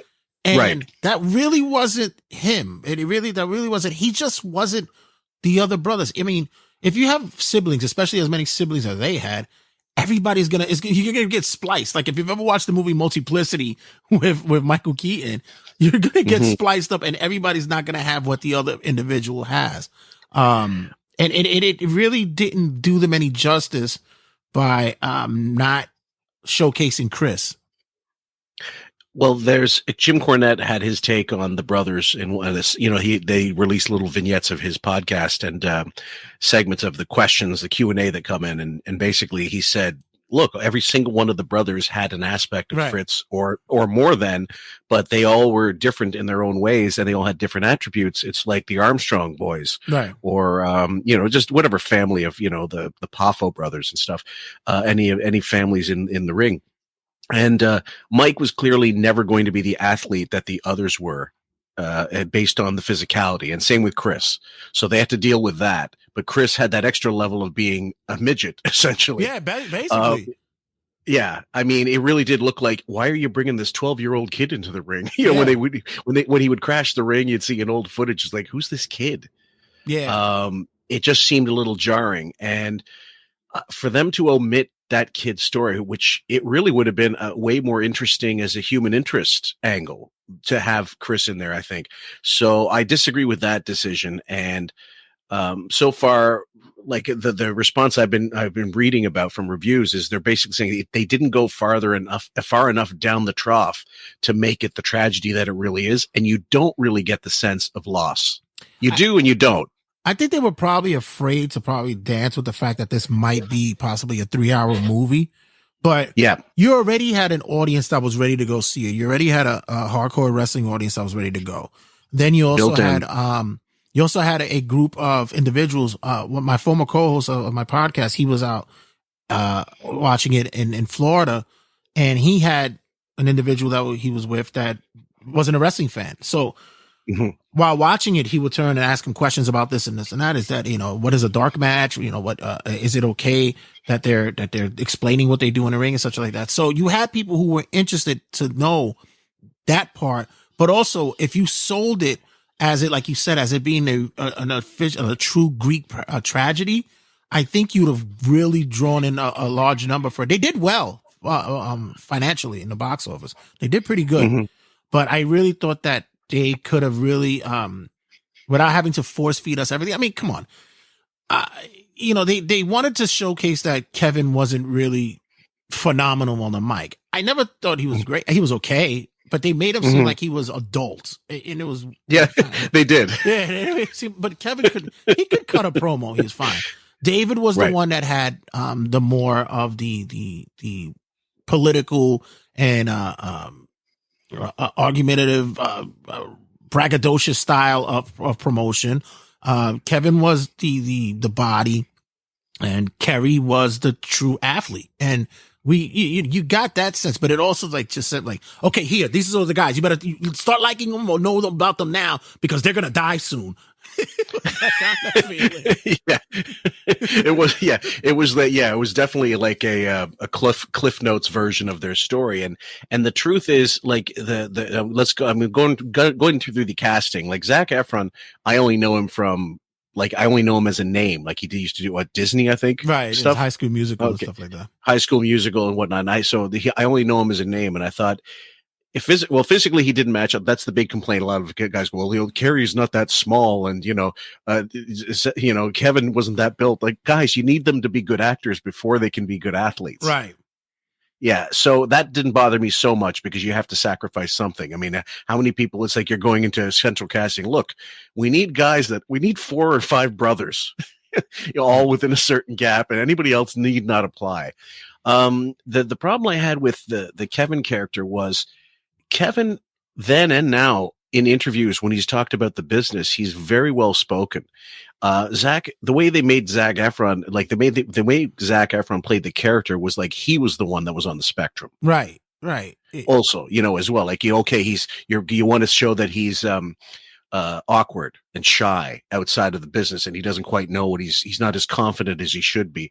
I don't think I saw in Kevin Von Erich ever shyness on that level. That's where I thought they missed the boat. They should have been a little more realistic where that was concerned. No, the real awkward moment was that very displaced or unnecessary sex scene. I was like, why are we doing this to show that the innocence, that he was a virgin or whatever the case may be? And it just seemed like, okay, we get it. We know their background already. They're a very religious family. They have a tight unity kind of clan.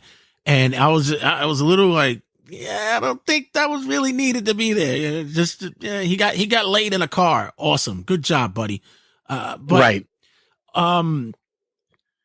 you mentioned the bodies. To be honest with you, body wise, those guys did a phenomenal job of getting in shape. Period. Like it was. I think so.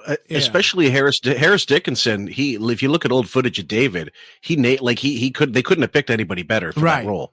Yeah, I thought the Jeremy Allen White choice for Kerry was odd because Kerry was a really good looking guy, and Jeremy Allen is all right. He looked a little nebbishy. Yeah, exactly. If you take it as it's out there, but you know what that means. He's a little nebbishy. But other than that, I thought the casting of even Zac Efron as Kerry of Kevin was it was a good choice. It actually gave him more of a reach from what he's known for as the high school kid. And I know it's been some years after that, but he's done some comedy here and such. So I thought for him to do something like this was actually a good reach for him to try and venture to. They actually made him look more Southern, I would say, than any. I like how they gave him the look of the youngest kid in 8 is Enough. That haircut. Was it that? Which is close, but it's not. It wasn't quite that. I thought it was the mix of. It was almost the mix of that and Lou Ferrigno's incredible Hulk hair. Or He-Man. Exactly. Prince of Eternia. Right. Well, I think the what's his name? The fellow who played Fritz, Holt McCallany or McElhaney, whatever. I don't know how they pronounce it. Yeah. He physically he looked okay. Acting wise, he was fine. But once again, in order to compress everything, you didn't get a 3D character, really.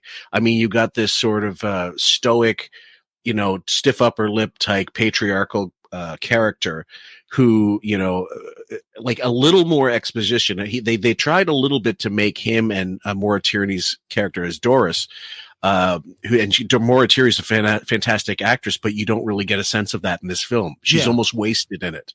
So there's so many different storylines within the film that it doesn't go deep enough into any single one of them. And they really missed the boat in terms of Oscar season, because that's when this is why they release these films at this late stage. Right. So they can still get in for Oscar contention, but then they didn't go. In my opinion, there was an Oscar to be found in this. There's some acting awards to be found in this film if they went a little bit further, and they didn't. Jeremy Allen White looks like if Woody Allen and Carrie had fathered a kid, it might look like this kid. And he seems very earnest in interviews. They all seem like they really took to it, and they certainly did their work athletically. Right. Make no mistake.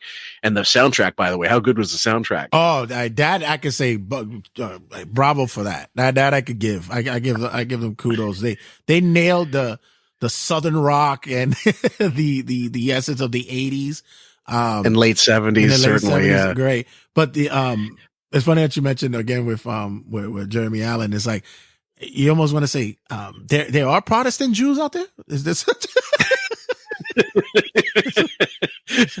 Well, because there's certain aspects like the guy who played Ric Flair, Aaron Dean Eisenberg. That was a bad choice. Yeah. I mean, you could have got just about anybody to do a better job than that. That was really to get a flamboyant performance out of someone.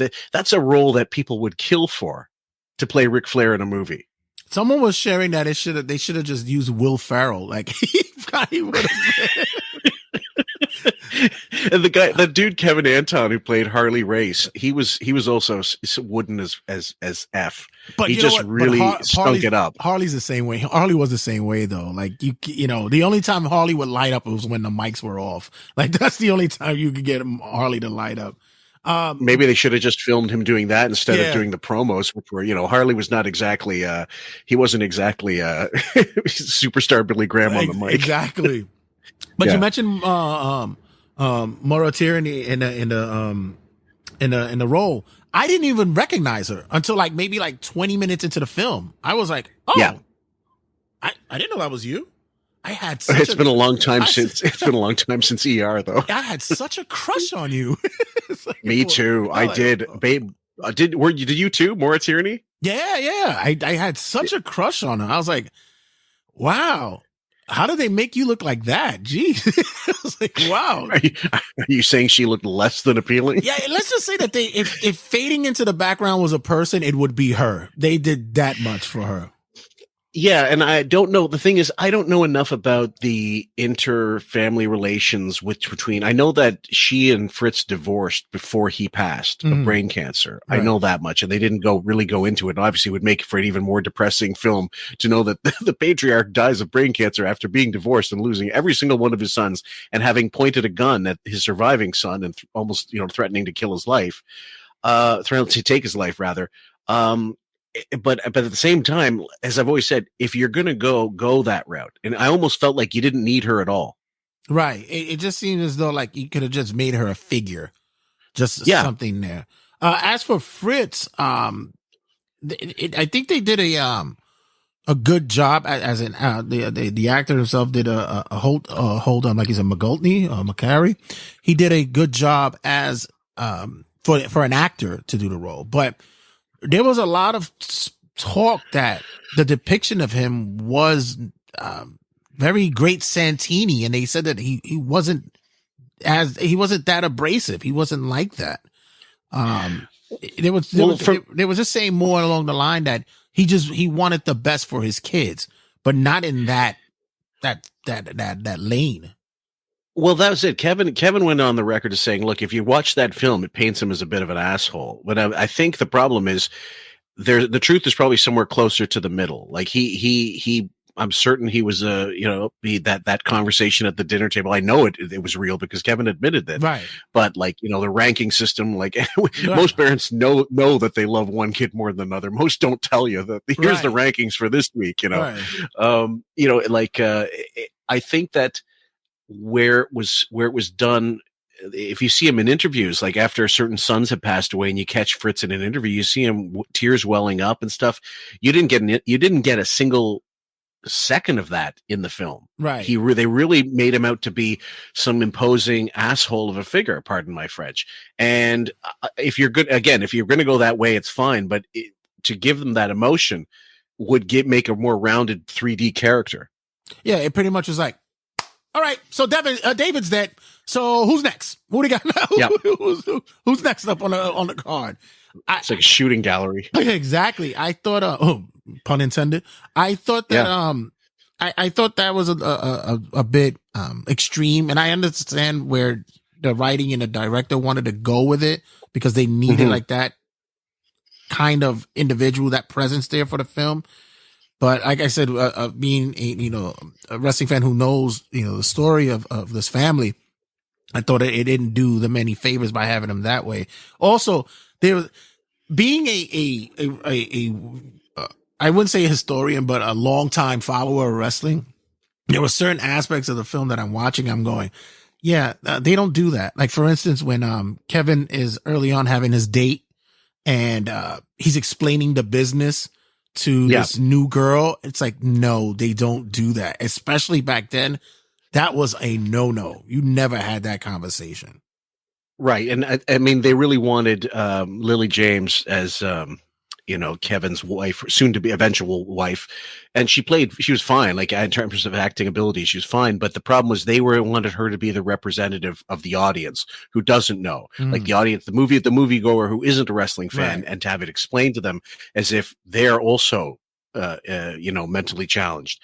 And I think most people with a passing knowledge of wrestling know, of course, that it's entertainment. It's not real. And the belts are not, recognized by, like some massive organization that some legal, like there's actual sporting, not that I'm saying that wrestlers obviously don't take bumps and don't physically injure themselves, but that there's, some kind of merit system, right? Like boxing or whatever else. So in that sense, I agree. The one scene that I really, really felt was kind of, I don't seem to recall. Like, tell me if you recall this. When they showed Kevin fighting Rick Hart, wrestling Rick Hart. Sorry, so my mistake. When they showed Kevin Von Erich fighting Ric Flair, I don't know why I say Kevin Hart, Ric Flair, and not letting him go, and this disapproving look from his father. Like that one was a little odd. That like afterwards they're in the dressing room. Oh, there's not going to be a rematch. Oh, you know maybe there won't be. And this disapproving look, like you screwed up, Kevin. Right. Like you screwed something up. Did that actually happen? I still don't seem to recall that. No, that's another part of that was exaggerated. Yeah, it's a combination of different events that happened and different times of their meetups during their time in WCCW. So that's what formulated there. And kudos to the choreographer of the wrestling. That's Chavo Guerrero, who did the choreograph of that as a great. He also played the job. Sheik in the match in the movie as well. He was the Sheik. By the way, did Bruiser Brody look a little short to you? Yes. He looked like Junior Brody. I was like, God, you could have like shot him differently. Like the WWF old ways always shoot from underneath because you make them look bigger than they are. So, but God, that was like, I was like, what a shame. I was surprised they didn't get Abdullah the Butcher in as a white guy or like a a really thin and with a beautiful head of hair. There's that was a problem. The guy who played Gino Hernandez, his name is Ryan Nemeth, which is a Hungarian surname, but he's probably just a whatever of his parents of Hungarian extraction. He was fine. He was good, but that's a character you could really build a film around. That whole story of Gino Hernandez. That was a bit of color this film could have used, but obviously way too much to talk about with the Von Erichs to deal with that. However, God, that would have been a great little arc. Which, by the way, within the movie, for my listeners who would probably be upset that I didn't mention this to Fillmore, he wouldn't know. Ryan Nemeth is actually a wrestler. He wrestles in AEW, and his brother. Oh, really? His brother Nick Nemeth is a very famous wrestler as well from WWE, known as Dolph Ziggler. So, I know Dolph Ziggler. I didn't know his real name though. That's his brother. Yeah. Oh wow. Yeah, and the one who played Lance Von Erich, who had a blip on screen. Oh, we feel so bad for him. That's our current day favorite wrestler now for many wrestling fans. He's our modern day Roddy Piper. That's MJF, who everyone was looking forward to seeing him do such a spectacular job in this film. And he was like Richie Cunningham's brother you never see. Exactly. By Chuck. Chuck went upstairs and never came back. Yeah, exactly. So our former AEW World Heavyweight Champ had only 10 seconds of film time on there. But before anything else, what were some key aspects of the movies that they dropped the ball on, you think? Okay, let's first of all that made up little fracas at the end. I guess spoiler alert, but guys, if you haven't seen it already, if you're a Turnbuckle Tabloid fan and you wanted to see it, you probably did already by the time this gets out there. The fight, and also the story, so it's not like there's a spoiler alert who's dead in the family. When Kevin starts choking out Fritz and having this big altercation with him for dramatic effect when it never actually happened. Right. Also bringing the body onto the table, like this really, again, dramatic license, him getting there, and just catching him right after it happens. None of this, that was a missed opportunity as well, because you got to remember, think about it. Mike took tranquilizers and drank and died by himself. Right. Kerry committed suicide by himself. Chris committed suicide by himself, which is when it usually happens. And the tapping into the sort of loneliness of what happened to these people. David Von Erich in Japan, I know there's speculation, but I think it's documented in the autopsy report. He died of enteritis. Yeah. Because of some ruptured intestine, I believe, which is a horrible way to go. That guy must have went through some absolute agony before he passed away. He was by himself. So when you think about the business, think about all these people that meet their ends alone. Right. And they could have focused a little more on that aspect of it, I suppose. The what do you call it? The timeline discrepancy, like when Kerry loses his foot. not doing that in the sequence that actually happens. He also had, I think, kind of a thankless. It was a peach of a role, but they didn't give him much to do. The Jeremy Allen White Carrie character, because that was in some ways that was the most tragic of all the brothers. Because think of what he had lined up, what was going to happen to him before he killed himself. He got busted for what? Possession? Yeah, busted for possession. And his leg didn't get cut off until 2 years after the accident, and he went on for maybe 3-4 years before anyone really knew that he was wrestling with a cut off foot. Unbelievable! Like he had a prosthetic on that whole time, and still no managed one knew the moves he did. Like if you saw him in WWF, it wasn't like if he was a 9 in world class, and he would have been like an 8 in the WWF. He was still in phenomenal shape, and no one knew. No one had a clue. I certainly didn't at the time. He won an Intercontinental title with it. Like he moved like as though it was never a problem or a hindrance. Just unbelievable, that story. And then so he was facing I think he was afraid he was going to face some jail time as a result of this. But the way they played it in the film was that his run in the WWF was also coming to an end, and that might have been true in real life as well. Yeah, but then he also had he had another 2 years in the circuit as well. But they also, he had a family. He left kids behind as well. And his daughter's Lacey, is that her name? Yeah, she was a former wrestler as well. They like I said, with them trying to cram they were just trying to cram so much disaster all at one time. You really didn't get a chance to get the real sense. The only time that you really felt the sense of sadness and loss was the end, when the cinematic scene of they all meeting together and such like that. That was that interesting, like meeting Baby Jack in what I assume is heaven, which looks like their ranch. And I guess the heaven set was being taken up by someone else. They were filming the Truman Show Part 2 or something. I think that was an interesting cinematic choice. That was an interesting choice on the part of the director to have all these dead brothers meeting together in the afterlife. Again, that's creative license. I don't think you can criticize him for that. But at the same time, because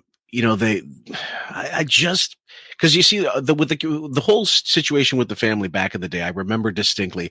I wasn't quite getting the magazines, and certainly didn't get any world-class championship wrestling matches featured in my hometown, like on TV. You just couldn't get it. So the wrestling was either wrestling mags or get the F out. And I started hearing about the David Von Erich Memorial, whatever the big event at the Alamo Dome and such. Exactly.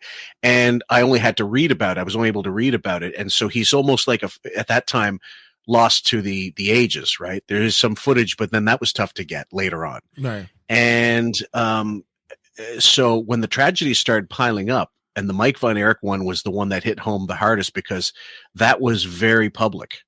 That eventually, when it got out, it was quite the story.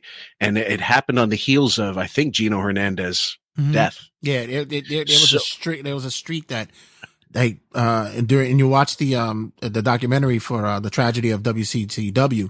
It showed that there was just it was Gino Hernandez, it was Mike, Mike, it was Bruiser Brody, Adams, David Adams, is it David Adams? I believe it is. Yeah. Chris Adams. Chris Adams. They all were going one by one down the line. And, it was like the Von Erich curse was affecting everybody. Yeah. I think, what about you? Like, what would you say they did right? That's, I guess, the question I'd have to throw back at you. What would you say was the strongest piece of the film? It's funny. But the two things that I took was the aesthetic of the camera shots, especially during the wrestling. I thought was like dead on, especially getting that feeling of the focal point is the ring and not the crowd. That was very classic wrestling. It's not like how it is today. I thought the depiction out of everybody, although, we had some key players that did well in their roles, but I thought the depiction of the Fabulous Freebirds were great. I thought they were spot on, especially for for Michael P.S. Hayes. I thought if he was just a little bit taller, it would have worked. But he looked great. The feel of the closeness of the brothers I got, not having siblings that I grew up with on my own kind of made me have that sense like, damn, I wish maybe I could have had that for at least a moment, but you got it. You got that feeling of they all looked out for each other. They all were covering each other. The director's focal was to ensure that, Zac Efron's, Kevin didn't cry until the end. Yeah. He made sure of that. He wanted to make it feel as though that Kevin was the stoic one that held it together. But like I said, what we said earlier, it almost made it seem like he was possibly on the spectrum, like he was, or maybe like a sociopath, like he just didn't have any feeling or emotion. Well, yeah, like say it's like the Terminator. What does it mean when you die? I think that when he decided, it ties into the whole, like when David dies in the film, Fritz does this thing where he says, "No, guy." He tells the brothers, "No sunglasses and no crying. They got to see your eyes." Da da da da. Okay, so that's just really again making the father try to look like some badass dickhead. And I don't know that was necessary. Maybe it was really true, like put on a brave face, but that would have been his generation, I suppose, anyway. But then the idea is, okay, Kevin's not supposed to show emotion until the end to show that he's broken through this barrier of like what they'll call toxic masculinity. Right. A lot of reviewers would. And this culture of, don't show your feelings. They got a scene with him and the mother saying, talk to your brothers if you have any problems. Don't talk to me. Again, not making her to be very sympathetic either. Yeah. And so if I were Kevin Von Erich, I'd have more than a few issues with this film. I might be happy that my story's being told and that there's certain aspects of it that are all well and good, but it could have gone more tragic. And if they really wanted the awards, they should have gone more tragic, as sad and depressing as it would have been. And you know what? And that's a good point that you made before I let you go. The mother's aspect, we'll just go back down with that, was that usually the mother is more of the warmth, opening, having that connection, especially with her boy. She would be very much more enduring and caring for her kids. She was just as hard as the pops. It was like, wow, you got two assholes in this fucking family. Jesus. What the? When Kevin wants to go talk to his mother about how his father is hard on Mike, go talk to your father about that. It's like, God darn. All right, mom. Shit. All right. Yeah. Yeah. And you are? Sorry, I was looking for my mother. I don't know who you are. If I had to give it on a basis of like out of stars, like a 10 or out of 5, I suppose I'd give it like 3 out of 5 or 6 out of 10. And it's not a bad movie at all. It just, again, didn't go deep enough into areas they could have and should have.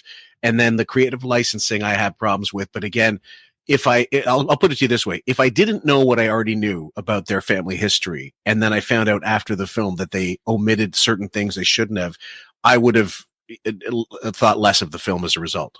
Yeah, I would give it the same rating as well, the ranking as well. As a wrestling fan and other wrestling fans around the world who watched it, I saw many wrestling fans who were giving it such high praise, and I'm going, okay, if you didn't know the history of it, I'll take that. But if you know it, I kind of would be a little slighted by certain things. But don't worry, they'll give it to us back. And the Iron Claw 2, Return of the Von Erichs. We're gonna see they're gonna be reanimated and brought back to life. It's just a sad depiction. But our boy Jim Fixx, thanks again for your time, Fillmore. I know you're in other parts of the world, and you took time for us to do this here, and I thank you for your time. Where can we get you, and or where can we find you? Well, guys, we are on Spotify. We're on Podbean. That's our primary home, but we're also on, I'm not going to say Stitcher like Howard Stern did when he just realized doesn't exist anymore. I believe all the normal podcasts other than Apple, which I eschew Apple, and I've tried many times to get us on there, but we're on Pocket Cast if you've got iPhones, Player FM, TuneIn, all the normal Pandora, I believe, Amazon, Google Podcasts, you name it. We're also on YouTube, and we're on Patreon as well. So check us out. I'll give Jay the link. He knows the link anyway, but I'll give it to him. And if you guys are interested, check us out on YouTube. We got free shows on there every other Sunday, and Thursday sessions also the opposite. On the weeks that we don't have free Sunday episodes, we've got Thursday sessions, and he features in quite a few of both actually over the years. So check out your boy on our show as well. Yeah, Jim Fixx and the guys over there, quite frankly, they do a great job. Even if you're not or never was a Howard Stern fan, the conversations is always a delight, and it also will have you go down and want to listen to old episodes to listen to why we are such a disgruntled group when it comes to the man who has been known as the king of all media. But also, Fixx also has a lot of also shows that is outside of the Howard Stern world as well. So you guys could check them out on those podcasts as well. Yeah, thank you so much, brother. It's a pleasure always to get on the mic with you. Yeah, it was kind of weird kicking it off because usually I'm on the other side of the fence and you're with me doing that. That's kind of also I kind of forgot about that. But thanks again, brother, and Happy New Year. Thank you, sir, and you all the best for you in this new year. You and the aspiring filmmaker, and I think that. Hopefully, I believe 2024 will be a hell of a lot better than last year. Definitely. But guys, don't go anywhere. Stick around. We have much to talk about. Check you guys in a sec. 5, 4, 3, 2, 1, 0. All engine running. Liftoff.